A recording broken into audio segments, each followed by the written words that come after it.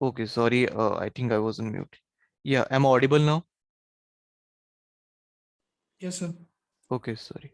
Yeah, so I was saying you once you download it. Okay, I think I was in mute. Uh, you just double click on this. Once you download the JDK, double click and run the application. Once this setup is done completely, it will going to create a folder on your program file. C drive program file. Go to this program file Java folder JDK 17. Then you need to go to the bin and copy this whole path. Once you copy this whole path, you just go to the advanced system setting. You can search it here in the search bar, advanced system setting, or you can get it in a control panel also. So once you get this advanced system setting, you will get an option of this environment variable. Click on this environment variable.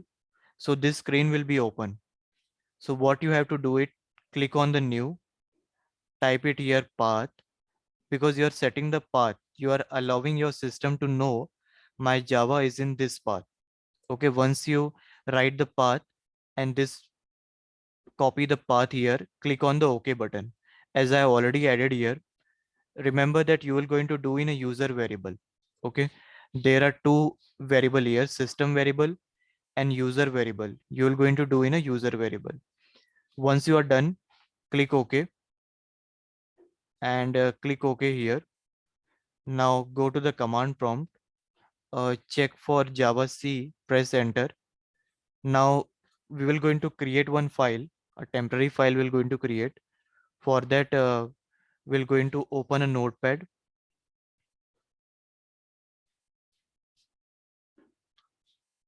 Now inside this notepad, I'm just copying the file here. I'm just copying the code. I'm just telling you how you can run it in a notepad also. So once you write it, paste the code here, remove this public and file, save as. I'm saving in the desktop with the name a dot, or like suppose first dot java. Change this to all file and save it in the desktop. Okay, so you will going to save the file and you can see it in a desktop also. This file is created, right? Now you wanted to run in the command prompt. So how you can run this? C user admin, go to the desktop first. So you are in now desktop path. Okay, let me, I think, yeah. Type CLS command in order to clear this command prompt. Whenever you want to clear the command prompt, type CLS command and clear it. Then you need to come to this desktop. Earlier it was, I was in admin path. Come to the desktop. For that, what you need to type CD desktop, right? I've already did that. So you come to the path where you have a file. Now uh, run the file Java C. First, type the name correctly. First dot Java. Press enter. So see, this program runs successfully. Java C is a compiler which going to program, which going to compile your program. So there is no error here. So it runs successfully.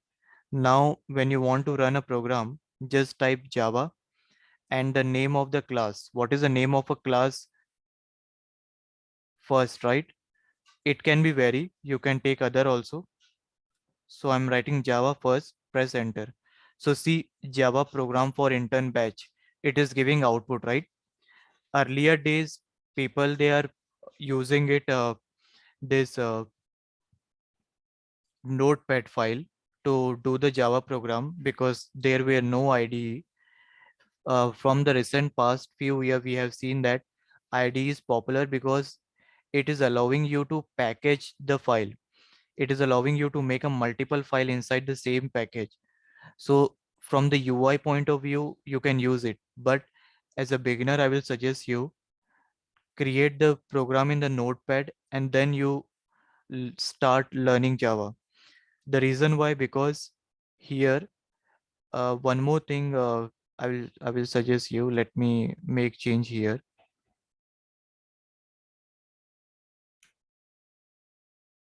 And I'm going to save the file again.